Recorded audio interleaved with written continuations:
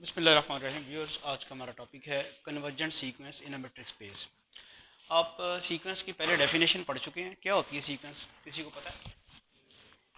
जी, शाबाश बताएं। Real analysis में आपने पढ़ा। हाँ, फंक्शन जारी बात है जिसकी डोमेन जो है वो सेट ऑफ नेचुरल नंबर हो। यानी सीक्वेंस जो है वो क्या है? अगर हम सीक्वेंस की डेफिनेशन करें,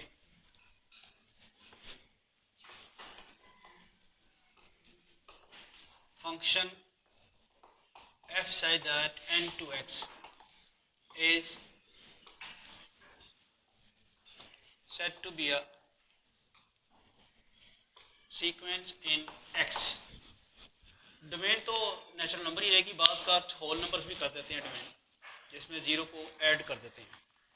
तो ऐसा फंक्शन जिसकी डोमेन जो है सेट ऑफ नेचुरल नंबर्स हो और वो उसकी रेंज जो है वो subset of matrix space x हो, तो वो क्या कहलाएगी? Sequence in matrix space x. अब इसके जो पॉइंट्स आएंगे, ऑब्वियसली एफ ऑफ वन, यहाँ तो एन का ही आना ना पॉइंट।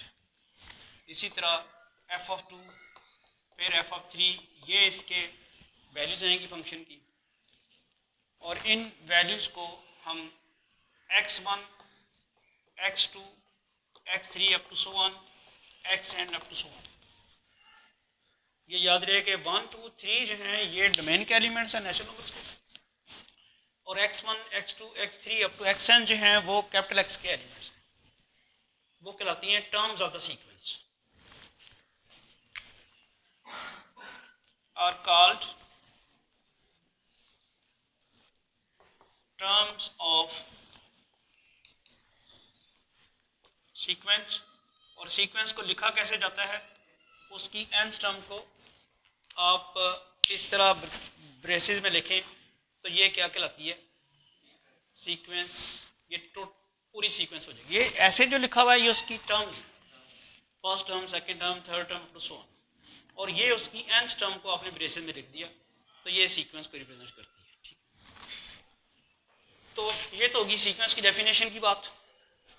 अब हमने जो असल टॉपिक है हमारा, उसकी कन्वर्जेंस की डेफिनेशन करनी है कि एक सीक्वेंस कन्वर्ज कब करती है, उसका क्या मतलब है। किसी को आती है डेफिनेशन? रियल एनालिसिस में आप ये पढ़ चुके हैं जी। कन्वर्जेंट सीक्वेंस की डेफिनेशन किसी को याद है? देखिए, रियल एनालिसिस वन आप पढ़ रहे हैं, वहाँ सीक्वेंस एंड सीरीज वाला चैप्टर भी पढ़ा हुआ है, तो बिल्कुल आप भूल जाते हैं सारा कुछ।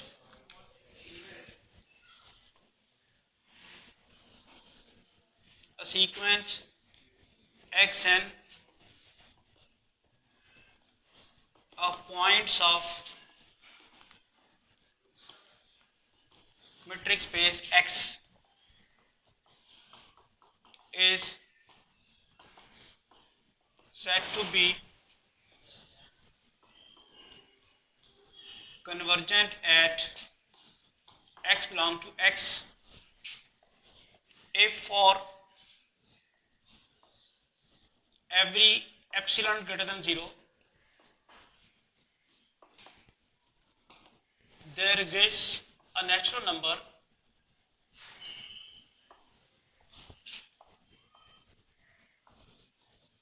n naught such that dxn x lesser than epsilon for all n greater or equal to n naught। ये डेफिनेशन आपको वहाँ यकीनन रियल एनालिसिस वन में लिखवाई होगी। कन्वर्जेंस का या कन्वर्जेंट का मतलब क्या होता है, मीनिंग क्या है? ये तो होगी ना डेफिनेशन। अब इसको एक्सप्लेन करते हैं। इसमें बहुत सी चीज़ें समझने वाली हैं, बहुत सी चीज़ें डिस्कस करने वाली हैं। For every epsilon greater than zero there exist a natural number and naught such that, इसका क्या मतलब है, इसको सारा अंडरस्टैंड करना है। तो कन्वर्जेंट का वैसे मतलब क्या होता है? एक पॉइंट के ऊपर इकट्ठा होना। ठीक है, तो क्या ये जो डेफिनेशन लिख दी गई है, इस डेफिनेशन से किसी सूरत ये पता चलता है कि सीक्वेंस जो है वो इकट्ठी हो रही है एक्स के ऊपर? कैसे?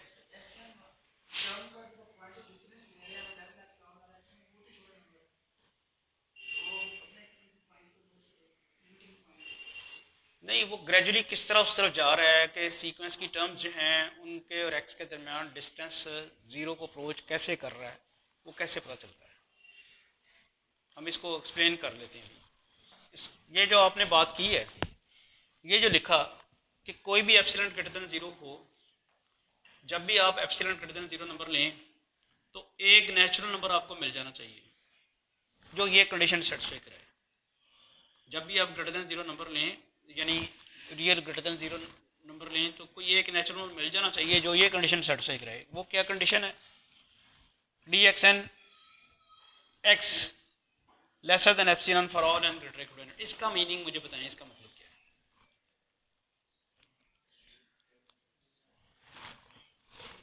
जी? अच्छा, एक और भी ज़रा कर लेते हैं बात, इसको अल्टरनेटिवली एक और तरह भी डिफाइन कर लेते हैं। ये डेफिनेशन अपनी जगह पड़ी हुई है, इसकी एक्सप्लेनेशन करते हैं। इसकी एक्सप्लेनेशन करने के लिए इसको एक और डेफिनेशन में कन्वर्ट करते हैं। वो ये कि अगर कोई point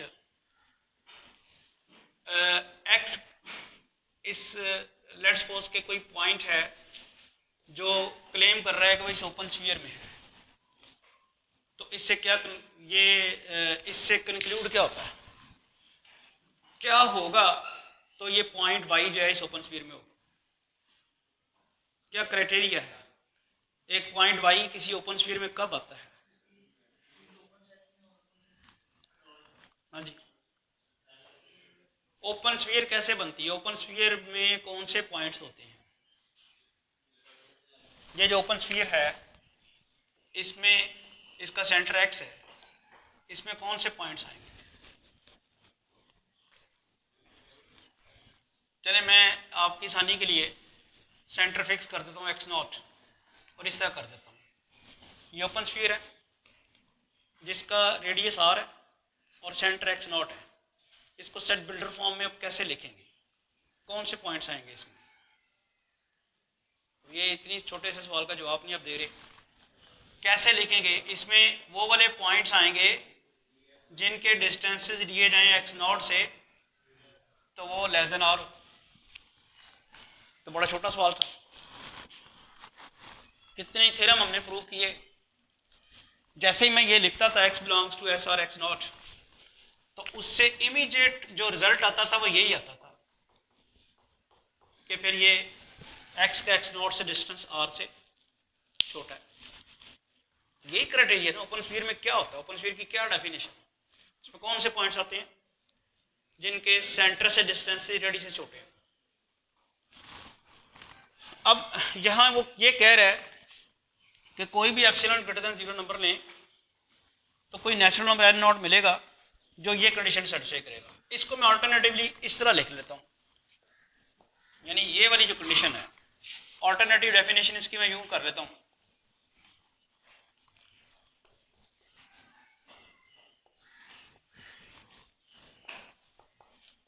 A sequence xn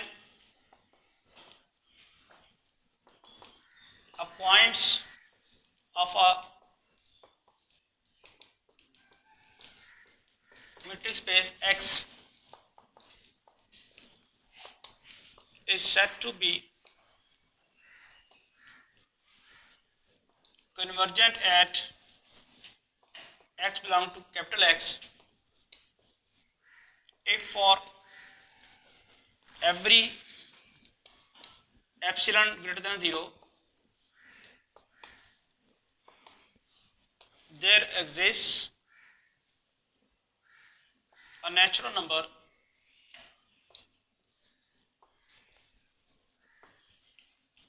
n naught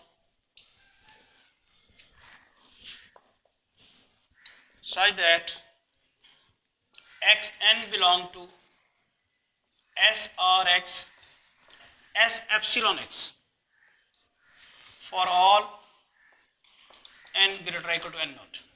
अगर आप गौर करें तो ये वाली और ये वाली एक ही बात है, बाकी तो पैराग्राफ मैंने वैसे ही लिखा। जब मैं ये कह रहा था कि D x N x lesser than epsilon है, तो एक्चुअली मैं ये कह रहा हूँ कि अगर मैं एक्स को सेंटर मान के एप्सिलॉन रेडियस की ओपन स्फीयर बनाऊं तो एक्स एन उसके अंदर होगा। ये बात समझ आई? हम बेसिकली उस तरफ जा रहे हैं कि जो कन्वर्जेंट की डेफिनेशन थी, कन्वर्जन का जो मतलब था वो तो था किसी एक पॉइंट पे इकट्ठा होना। तो जो हमने डेफिनेशन लिखी है, इस डेफिनेशन से वो कैसे निकलेगा, ये बात फॉलो कर लिया आपने? इसका मतलब क्या, बातें नहीं करें, डोंट टॉक। इसका क्या मतलब था, एक्स एन जब आप कह रहे हैं एक्स एन का डिस्टेंस एक्स से लें तो लेस देन एप्सिलॉन है, इसका मतलब क्या है? एक्स को सेंटर मान के एप्सिलॉन रेडियस की ओपन स्फीयर बनाई जाए तो एक्स एन उसमें होगा, तो ठीक है, इसमें उसमें फ़र्क तो नहीं है, बाकी लैंग्वेज तो वही है। अब हम चलते हैं अपनी उस एक्सप्लेनेशन की तरफ, जहाँ पे कहा गया है कि किसी भी एप्सिलॉन ग्रेटर देन 0 के लिए ये काम होगा। अब मैं समझाने के लिए एप्सिलॉन ले रहा हूँ आपके पास, लेट्स सपोज कि मैंने 5 ले लिया, ठीक है। अब वो कहता क्या है, अगर तो सीक्वेंस एक्स के ऊपर कन्वर्ज करती है तो मैं जो भी, ये जो मैंने 5 लिया है एप्सिलॉन, ये ग्रेटर देन 0, मैं जो भी ग्रेटर देन 0 नंबर लूँ एक नेचुरल नंबर मिल जाएगा लाजमी। लेट्स सपोज कि इसके लिए मुझे नेचुरल नंबर जो n नॉट मिल रहा है ना, उसको मैं कह देता हूँ 100। तो फिर आप ज़रा इसकी तरफ आएँ, फिर इसकी तरफ आएँ, इसका क्या मतलब होगा? देन मतलब ये होगा कि एक्स एन वन मैंने दिया हुआ है 100, एक्स एन बिलोंग टू, और रेडियस मैंने दिया हुआ 5 फॉर ऑल एन ग्रेटर और इक्वल टू, बल्कि चलिए आपको कन्फ्यूजन ना हो नॉट ही रख लें, यही था ना। यहाँ पे क्या कह रहे थे आप, X N belongs to S epsilon X for all N greater equal N naught. Epsilon जैसे जब मैंने 5 चूज़ किया, मुझे एन नॉट एक मिलना चाहिए था, वो मैंने ऐसे ज्यूम कर लिया आपको समझाने के लिए कि वो 100 है। तो कंडीशन ये बन गई, X N belong to S 5x for all N greater equal N naught, for all N greater equal to 100। अब इसका क्या मतलब है? इसका मतलब है कि ये टर्म कौन, अच्छा मुझे बताएं, क्या इससे आप ये कंक्लूड कर सकते हैं कि x99 इस ओपन स्फीयर में है? होता है इससे कंक्लूड? ये किन टर्म्स की गारंटी है यहाँ पे? ये जो बात है ये किन टर्म्स की गारंटी कर रही है कि ये वाली टर्म्स इस ओपन स्फीयर में मौजूद लाजमी होंगी? कौन सी टर्म्स? जब n 100 या 100 से ऑनवर्ड हो, जब n यहाँ पे आप 100 लगाएंगे क्या बन जाएगा, x 100, तो वो तो गारंटेड है कि इसमें है। जब आप n की जगह 101 लगाएंगे वो भी गारंटेड है, क्योंकि ये रिलेशन होल्ड कर रही है n ग्रेटर इक्वल टू 100 के लिए। n जब 100 या 100 से बढ़ जाए तो, मैंने एक चीज़ यहाँ पे 100 की बजाय लिख दी 99, क्या ये है, इससे गारंटी हो रही है? नहीं हो रही। यानी इसका मतलब क्या है कि इस ओपन स्फीयर में सीक्वेंस की पहली 99 टर्म्स के बारे में गारंटी नहीं है कि वो इसमें है कि नहीं। हो भी सकती हैं, नहीं भी हो सकती, हमें नहीं पता। बात फॉलो कर रहे हैं? ये जो मैंने लिख दिया X N belongs to S 5x for all N greater equal to 100, तो ये पाबंदी कहाँ किन के ऊपर है? 100 और 100 से ऑनवर्ड जो टर्म जितनी भी आएंगी वो सारी की सारी गारंटेड इस ओपन स्फीयर में होंगी, लेकिन कोई गारंटी नहीं है उससे पहले वाली टर्म्स उसमें होंगी या नहीं होंगी। First term, second term, third term, 99 terms, इनके बारे में कोई गारंटी नहीं है कि वो होंगी कि नहीं होंगी। तो गारंटी क्या हुई? गारंटी ये हुई कि x 100, x 101 अप टू 101 ये तो ख़त्म ही नहीं होगी, सारी की सारी टर्म्स जो हैं वो इस ओपन स्फीयर में मौजूद हैं जिसका सेंटर x है और रेडियस 5। अब इसको आपको समझाने के लिए मैं ये वाली ओपन स्फीयर बना लेता हूँ। हालांकि हर मेट्रिक स्पेस में ये शेप नहीं बनती, लेकिन जस्ट फॉर द डिस्कशन, ये x है और ये इसका रेडियस 5 है। अब इसमें गारंटी टर्म्स कौन सी हैं? 100, x100 की गारंटी है, वो भी है इसके अंदर, x1 भी है और बाकी भी पता नहीं बहुत सारी और भी होंगी, बहुत सारी क्या सारी इसके बाद में आने वाली सारी की सारी इसमें है। ये तो एक केस था, मैंने जब एप्सिलॉन ग्रेटर देन एप्सिलॉन 5 लिया ग्रेटर देन 0 तो ये नेचुरल नंबर मुझे मिला। अब मेरा सवाल आपसे होगा, अगर मैं एप्सिलॉन 1 रख लूँ, वो भी तो ग्रेटर देन 0 है ना। जो कन्वर्जेंस की डेफिनेशन है वो ये कहती है कि आप कोई भी ग्रेटर देन 0 एप्सिलॉन लें तो आपको एक नेचुरल नंबर मिल जाना चाहिए जो ये कंडीशन सेटिस्फाई करे जो आपके सामने लिखी हुई है। मैंने अब एप्सिलॉन चेंज कर दिया, पहले 5 लिया था, मैंने लिया 1। ऑब्वियसली 1 भी ग्रेटर देन 0 है, इसके लिए भी नेचुरल नंबर मिलेगा। पहले मैंने 5 के लिए आपको फिक्स करके बता दिया कि नेचुरल नंबर 100 है। अब आप 1 के लिए मुझे बताएं कि नेचुरल नंबर क्या हो सकता है। 100 से छोटा हो सकता है, क्या हो सकता है? 20। यानी अब जब मैंने रेडियस पहले बड़ा किया था 5 तो उसमें 100 था n0, अब मैंने रेडियस छोटा कर दिया तो आपने उसी को देखते हुए कह दिया कि 20 हो सकता है। अब ज़रा देखें रेडियस छोटा करने का मतलब क्या है, फिर मुझे बताइएगा। पहले 5 रेडियस की मैंने बनाई हुई ओपन स्फीयर, सेंटर वही x0। अब जब मैंने 1 रेडियस की ओपन स्फीयर बनाई, इसमें तो लगता ये है कि जो इस बड़ी ओपन स्फीयर में टर्म्स आ रही थी अब बहुत सारी वो भी बाहर निकल गई हैं। समझ आई कि नहीं आई? आपने रेडियस छोटा कर दिया, पहले आपके पास रेडियस बड़ा था, 5 रेडियस था, आपके पास गारंटी थी कि 100th टर्म और 100 से ऑनवर्ड टर्म सारी की सारी इसमें होंगी। जैसे ही आपने रेडियस छोटा किया तो अब क्या हुआ, वो तो टर्म्स और बाहर निकल गई हैं, तो फिर n0 क्या होगा? छोटा होगा कि बड़ा होगा? हैं, बड़ा हो जाएगा, बड़ा हो जाएगा, क्योंकि आपकी x100 इस में मौजूद थी, इसमें तो है ही नहीं है। मे भी कि जब आप ये करें एप्सिलॉन 1 लें तो आपका जो n0 है, चले समझाने के लिए कि वो 1000 हो जाए। समझ आ रही है भला? अब क्या होगा, अब गारंटी क्या है, अब ये सिचुएशन क्या बन जाएगी? अब सिचुएशन ये बन जाएगी xn belong to s1x for all n greater equal to 1000। इसका मीनिंग क्या है कि गारंटी अब 100th टर्म की नहीं है। जो आप ओपन स्फीयर आई है उसमें 100th टर्म की गारंटी नहीं है कि उसमें मौजूद है।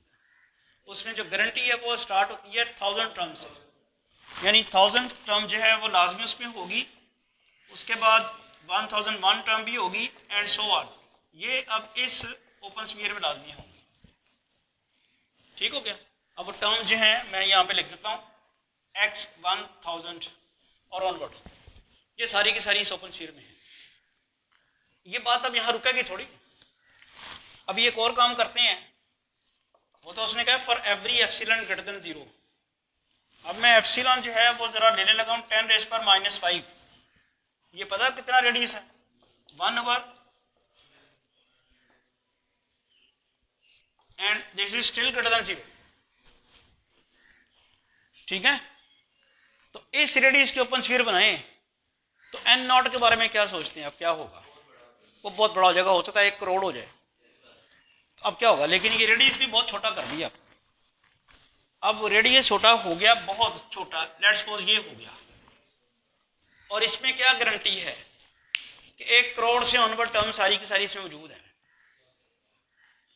1 करोड़ और उससे ऑनवर्ड जो है जितनी भी टर्म्स हैं सारी की सारी मौजूद है। तो क्या आपको ये नहीं पता चल रहा अब कि आपकी जो सीक्वेंस की टर्म्स हैं वो किस तरफ जा रही हैं? एक्स की तरफ। आप जब इतना छोटा रेडियस आपने कर दिया है और इसमें भी आप कह रहे हैं कि इसमें 1 करोड़ से ऑनवर्ड टर्म मौजूद हैं, तो आप देखें कि ये ओवरलैपिंग की सिचुएशन बन नहीं रही। एक्स के बहुत छोटा सा रेडियस किया हुआ है, तो एक्स के इस ओपन स्फीयर में बहुत सारी टर्म्स इसकी आ गई हैं। अभी मैं और भी छोटा कर सकता हूँ, क्या करना है? 10⁻⁻60 कर दूँ तो वो रेडियस तो बिल्कुल ही, और उसमें भी टर्म्स होंगी, तो वो टर्म्स किधर होंगी, किसके करीब होंगी? तो अब जो डेफिनेशन आपको समझ आई कि ये डेफिनेशन बेसिकली यही थी, जो कन्वर्जेंट की डेफिनेशन वहाँ से नहीं पता चल रही थी कि कैसे सीक्वेंस की टर्म्स जो हैं वो एक्स की तरफ कन्वर्ज कर रही हैं, कैसे सीक्वेंस को हम कह रहे हैं कि वो इकट्ठी हो रही हैं टर्म्स उसकी एक्स की तरफ। तो वो आपको इलस्ट्रेशन यहाँ पे कर दी गई है। तो कन्वर्जेंस की डेफिनेशन जब भी आपसे पूछे तो क्या कहना है, a sequence xn is said to be convergent at point x if for every epsilon greater than 0 there exists a natural number n naught such that xn belongs to s epsilon x for all n greater or equal to n naught, या D X X N lesser than epsilon for all N greater equal to N naught. तो ये दो तरह से आपने इसकी definition आप कर सकते हैं। अब कन्वर्जेंस से रिलेटेड एक थ्योरम करते हैं जिसमें ये बेसिकली जो स्मॉल एक्स है जिस पॉइंट के ऊपर सीक्वेंस कन्वर्ज करती है वो उसकी लिमिट कहलाता है। स्मॉल एक्स जो है वो x is said to be the limit of the sequence xn। तो अब एक रिजल्ट है कि मैट्रिक्स स्पेस में कन्वर्जेंट सीक्वेंस की लिमिट यूनिक होती है। The limit of a convergent sequence in a matrix space is unique. तो उसकी स्टेटमेंट लिखें और उसको प्रूव करते हैं। पहले इसको ज़रा साफ कर लें।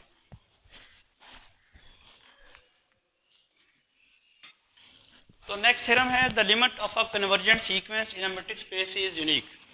मैट्रिक्स स्पेस में अगर कोई कन्वर्जेंट सीक्वेंस है तो उसकी लिमिट यूनिक होगी।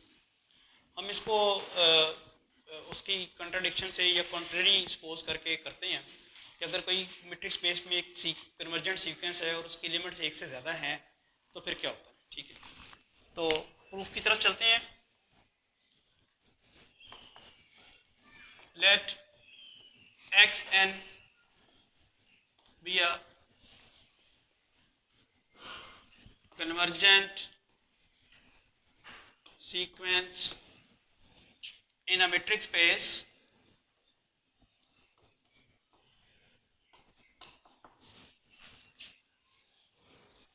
let x y be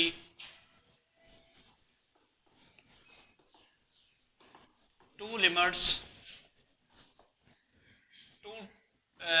two distinct लिख लें।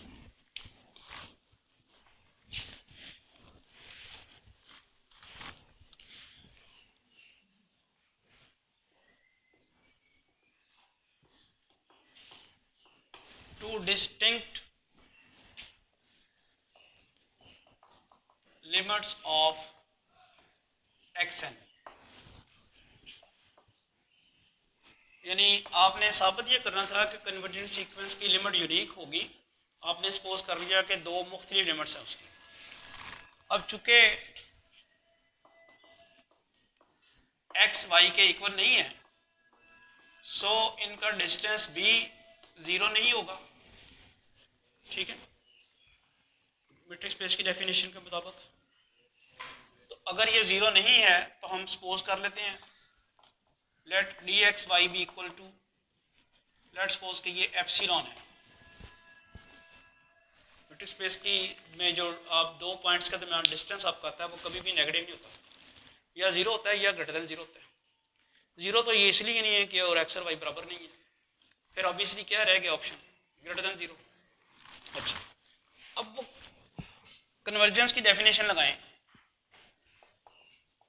Since x n converges to x, ये मैथमेटिकली मैंने लिखा है, वर्ड्स में आप लिखते हैं ना x n converges to x, तो मैथमेटिकली आप इस तरह लिखते हैं। जब ये लिखा गया हो तो ये आपको समझ जाना चाहिए कि सीक्वेंस एक्स पे कन्वर्ज कर रही है। एंड टर्म उसकी जब इस तरह एरो डाल के लिखी जाए तो उसका मतलब है सीक्वेंस कन्वर्ज कर रही है एक्स के ऊपर। अब ये सीक्वेंस एक्स के ऊपर कन्वर्ज कर रही है तो वो याद करें इसकी डेफिनेशन जब भी मैंने लिखी,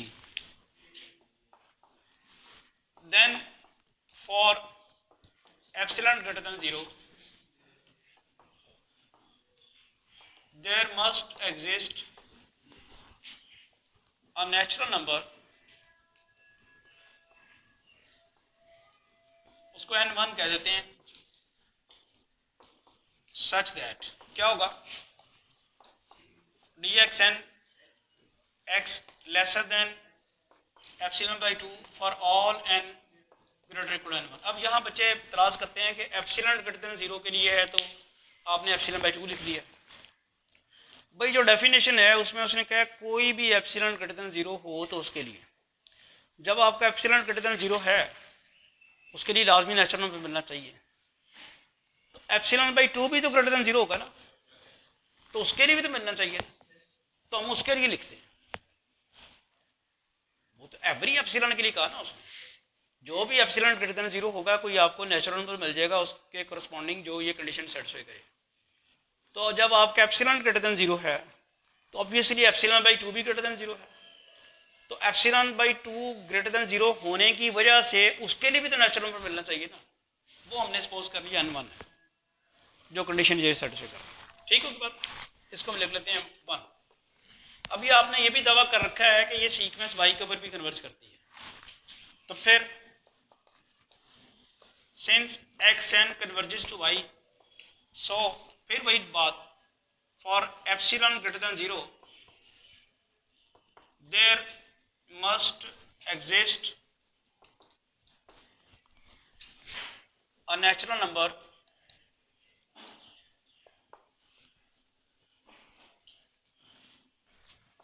n2, उससे मुख्तलिफ ले लिया आपने, ठीक है, n2 such that dxn y is lesser than epsilon by 2 for all n greater or equal to n2। ठीक है, अब मैं यहाँ आपको कुछ समझाने के लिए ना n1 और n2 की कुछ वैल्यू देता हूँ। फ़र्ज़ करें मैंने n1 रख लिया 100 और n2 रख लिया 1000। ठीक है, अगर मैंने n1 100 रखा तो जो पहली रिलेशन है वो मुझे क्या कह रही है, ये पार्ट नहीं है प्रूफ का, ये सिर्फ आपको समझाने के लिए। जो पहला पार्ट वो क्या कह रहा है, D x N x lesser than epsilon by 2 for all N greater equal to n1 100। यानी ये किन को गारंटी कर रहा है, 100 और उससे बाद भी, ठीक है ना, d x 101 x and up to so, ये गारंटी कर रहा है 100 टर्म का डिस्टेंस x से लिया जाए या 101 टर्म का डिस्टेंस x से लिया जाए तो वो सारे के सारे डिस्टेंस जो एप्सिलॉन बाई 2 से लेसर होंगे। जब मैं n2 की बात करता हूँ तो जो रिलेशन दूसरी है वो क्या इंप्लाई करती है, वो करती है D x n y lesser than epsilon by 2 for all N greater equal to 1000। यानी ये किसको गारंटी कर रही है, 100,000, ठीक है, और फिर d x 1001 y epsilon by 2 and so on. ठीक है, मैं ये चाह रहा हूँ कि मैं इन दोनों कंडीशंस को कंबाइन करूँ। ज़रा गौर करें, इसकी गारंटी शुरू होती है 1000 से, इससे पहले इसकी कोई गारंटी नहीं। और मज़े की बात यह है कि उसकी गारंटी में ये शामिल है।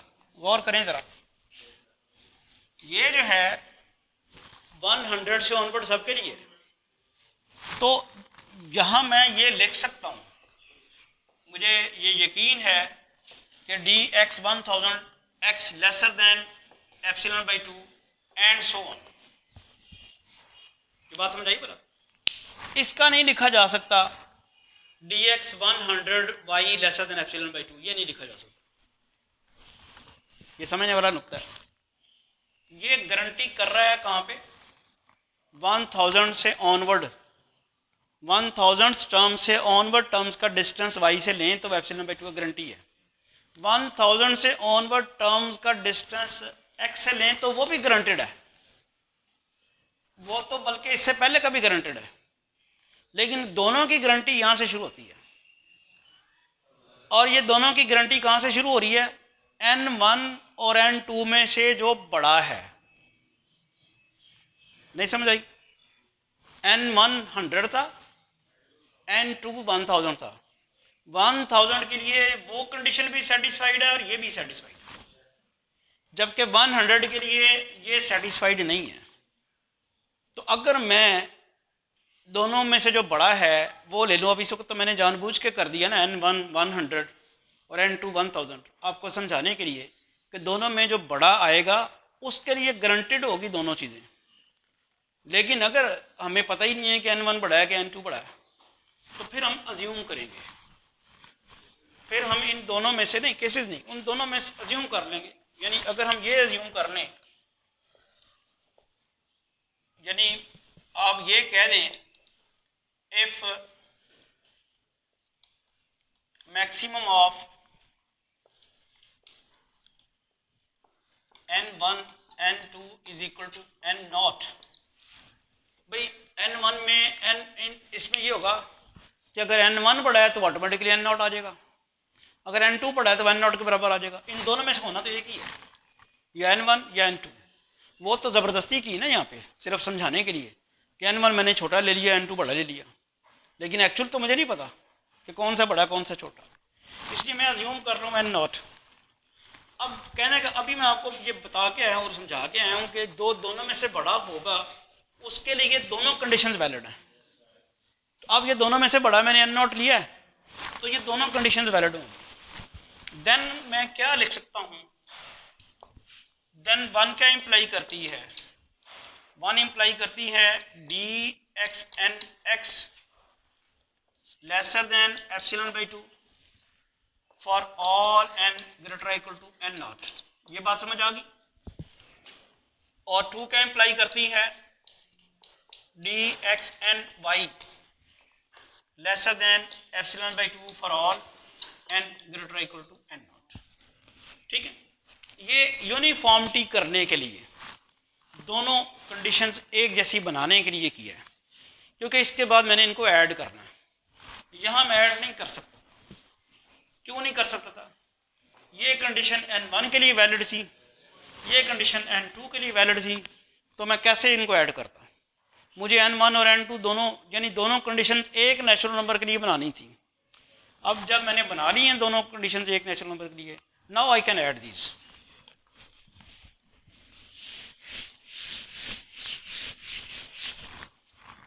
अब आप 2 और 3 को ऐड जब करते हैं तो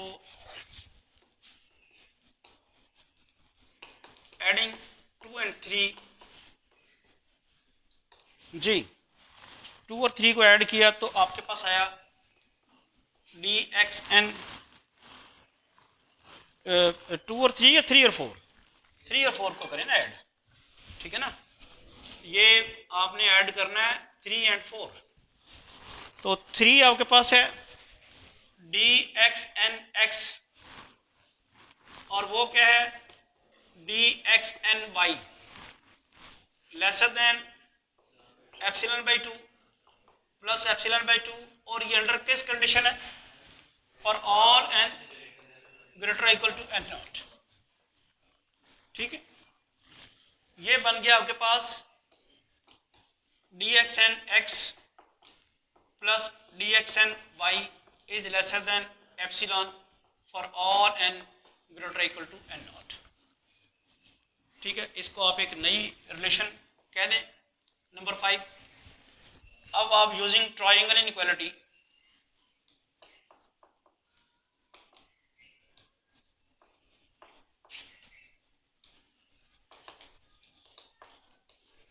जी, ट्रायंगल इनइक्वालिटी क्या है? आप क्या ऐसे लिख सकते हैं dxy इज लेसर और equal to dxxn plus dxny, ऐसे लिख सकते हैं कि नहीं? xn ही ऐड किया ना, और आप यूँ भी लिख सकते हैं dxy इज लेसर और equal to dxnx plus dxny। ये क्यों लिख दिया? dxxn जो है वो dxnx के बराबर है। आप आर्गुमेंट दे दें यहाँ पे, since dxxn is equal to dxnx, ठीक है। अब आप ज़रा इसको 6 कह के 5 और 6 को कंबाइन तो करें।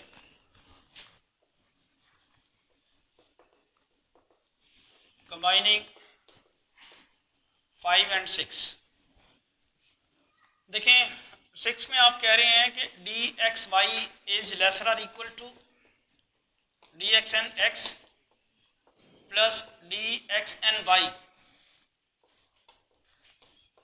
और 5 में आप कह रहे हैं this is lesser than epsilon, under what condition, for all N greater equal to N naught. ये तो विदाउट एनी कंडीशन है, D x y is lesser or equal to this is without any condition, but this is conditionally, this is conditionally less than epsilon, and what is that condition? N is greater or equal to n naught. Obviously now we can skip this thing, we can write dxy is lesser than epsilon। अब वो n लिखने की अब जरूरत नहीं है, लिख भी दें तो कोई हर्ज नहीं है, नहीं भी लिखेंगे तो कोई हर्ज इसलिए नहीं है कि n यहाँ अपीयर ही नहीं हो रहा इसमें। अब आप याद करें डी एक्स वाई किसके बराबर था, शुरू में क्या किया था,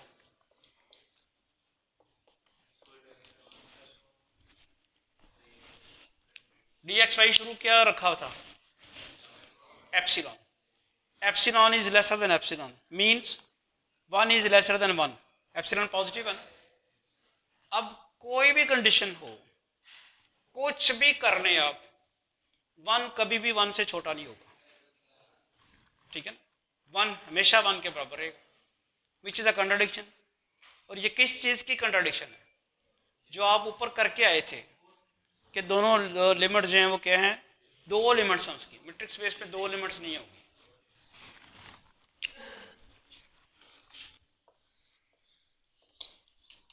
विच इज़ नॉट पॉसिबल,